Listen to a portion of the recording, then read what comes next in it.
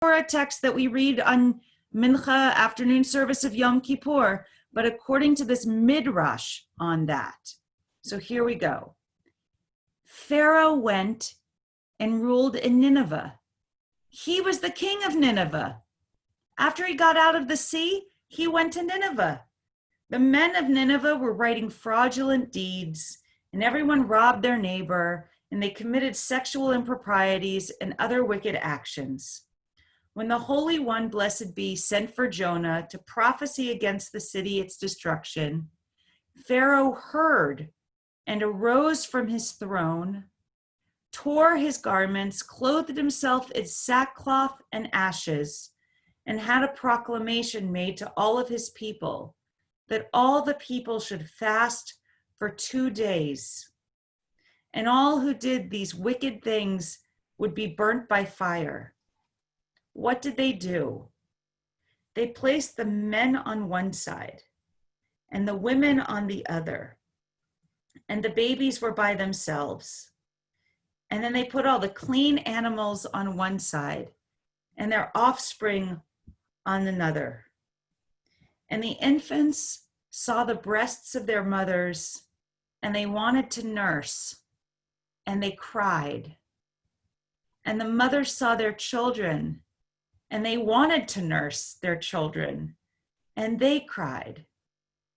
And by the merit of 4,123 children, more than 1,200,000 men were saved, as it is said, and should I not have pity on Nineveh, that great city, wherein are more than 600,000 people that cannot discern between their right hand and their left hand, and also much cattle. And Adonai repented of the evil which they said they would do unto them. Okay, so this is just, if we thought it was perplexing in the beginning, by the end, it just gets super perplexing. And again, I even took off a little bit that continues at the end that just gets even more perplexing.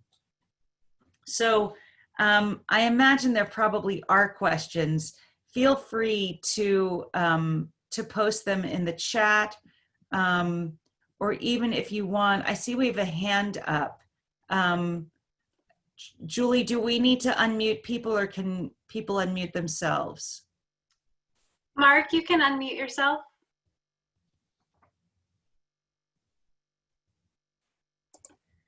Mark Edelstein, did you have a question? I saw your question in the chat. Did you want to say something? No. Okay. Wonderful. Okay, and I do know that we are working on getting the PDFs of each of the source sheets onto the site too, so they should be getting there.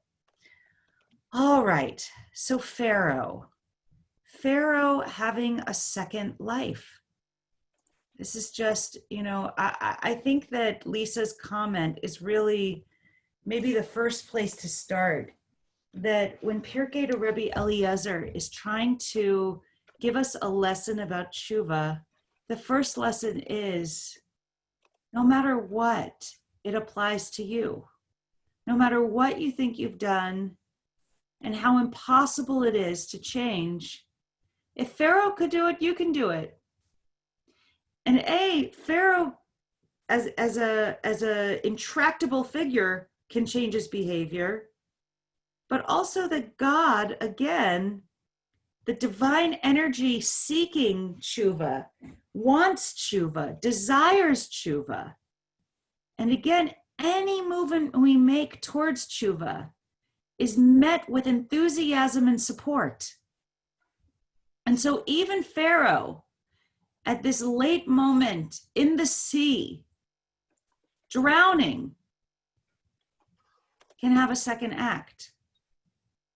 And even there, I want to make clear, I think this is quite amazing. Even there, he gets to Nineveh. I'd love to see that story fleshed out of how he becomes king of Nineveh. Okay, but he becomes king of Nineveh. And once again, he's presiding over a completely unjust society. We would have hoped he would have learned better. he's not doing better. He's still part of a society that is lying and cheating. But what is different? What is different here is that in the first moment, when Jonah comes and says, do teshuvah, he doesn't equivocate. He doesn't rationalize. He doesn't say what he said to Moses the first time Moses and Aaron approached. Who is this God? Right? He says, not a word. He rips his clothes. He puts on sackcloth. He puts ashes on. Right? And he understands not only that he has to change again, but he does the actions of change. He starts with the actions of change. And so for this reason, perhaps, he is our master of teshuvah. There's another piece to this, though, that, right, Franna says, it's important that he heard. That's exactly right. He heard and he immediately repents. And for that reason, despite what happens afterwards, there's actually another part in this Midrash that says, you know what, he slips back again, right? That's not important.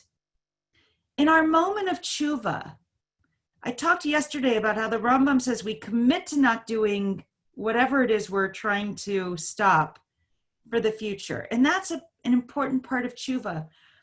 But when we do teshuvah, we're doing teshuvah for right now, for this moment. And we can't foresee everything that's going to happen to us. Teshuvah is not a one and done thing. It's something we do every year. And then I love this part of Yom Kippur, when we have just done Ne'ilah and we have finished a full 25 hours of teshuvah and prayer and community, and for some of us fasting and all of these different rituals and spiritual work to do teshuvah, and we feel like it has worked, right? Right after Ne'ilah. And then the first thing that we do, many of us before we even eat, is we pray the evening service for the new day. And lo and behold, in the Amidah, we have a prayer for teshuvah. We're reminded, okay, it's been 45 seconds since atonement has happened. And probably since then, you've already had a thought. Something's already happened. You're already ripe for teshuvah again. And so again, Pharaoh, I think in this way reminds us that teshuvah is a dynamic process, and that as much work as we do, there will always be more work. And that is a good thing because it means that we are living. And I'm not going to have a lot of time to go into that perplexing ending piece about the nursing and the crying and the babies that are saving everyone.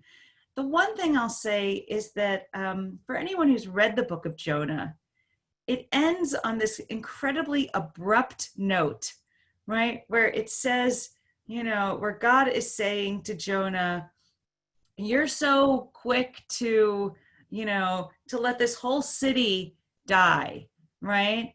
And you cried over this plant that you didn't create or take care of, cultivate, and you want me, who created this whole city full of creatures, of living creatures, I shouldn't feel for them, right?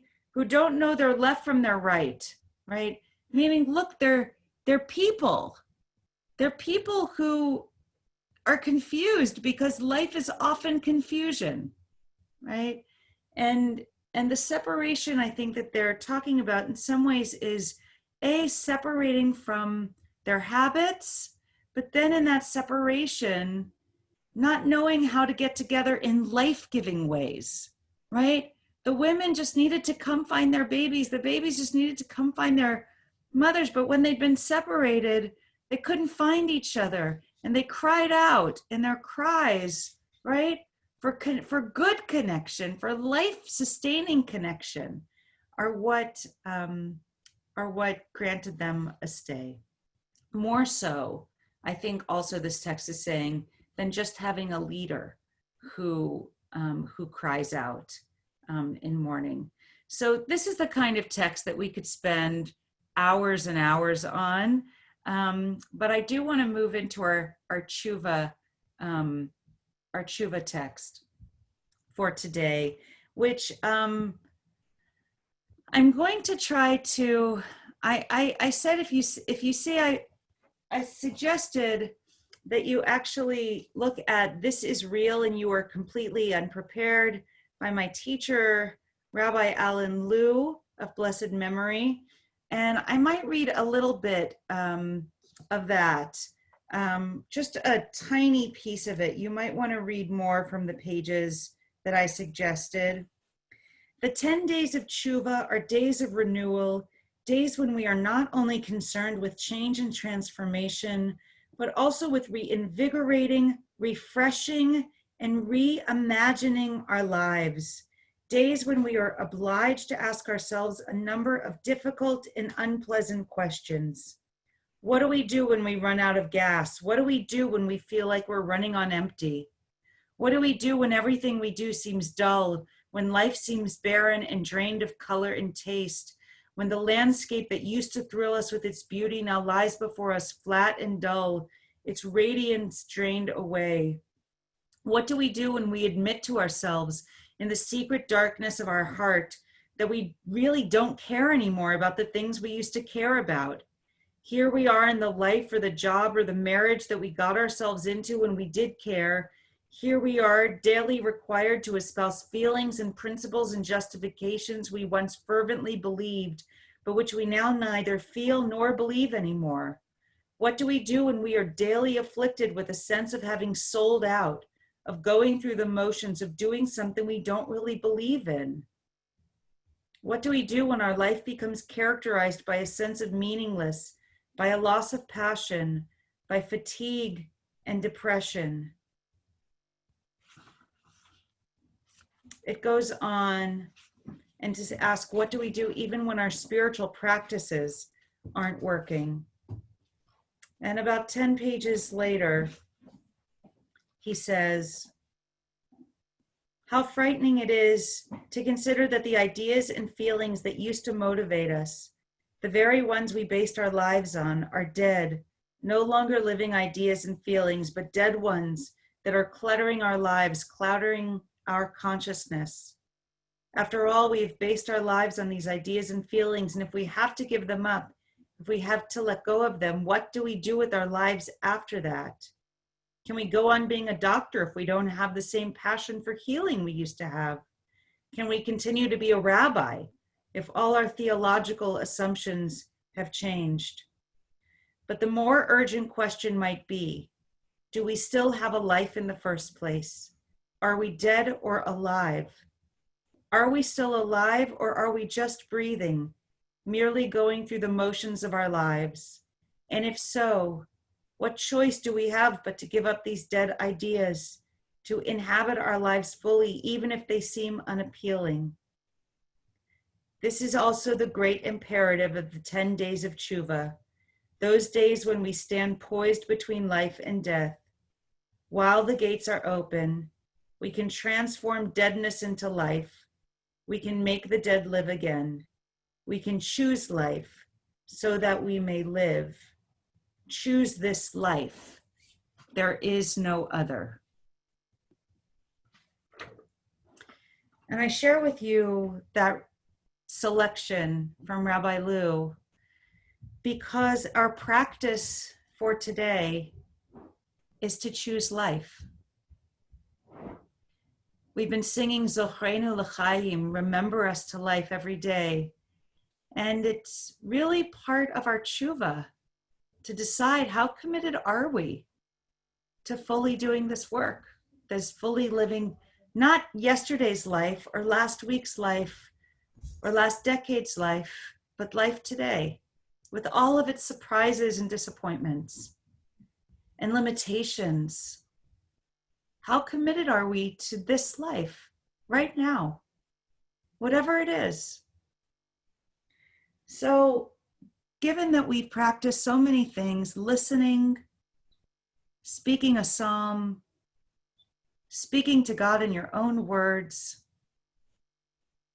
listening to your own life and writing out a confession and being prepared to speak it out loud, I wanted to suggest that maybe for today, we practice choosing life and maybe doing that out loud.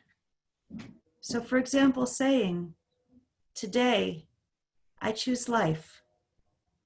I am alive. Thank you for this life. I choose this life. I choose to be alive in this moment. I choose to let go of what no longer serves. I choose to listen to what's true and alive today. I choose to live fully and actively.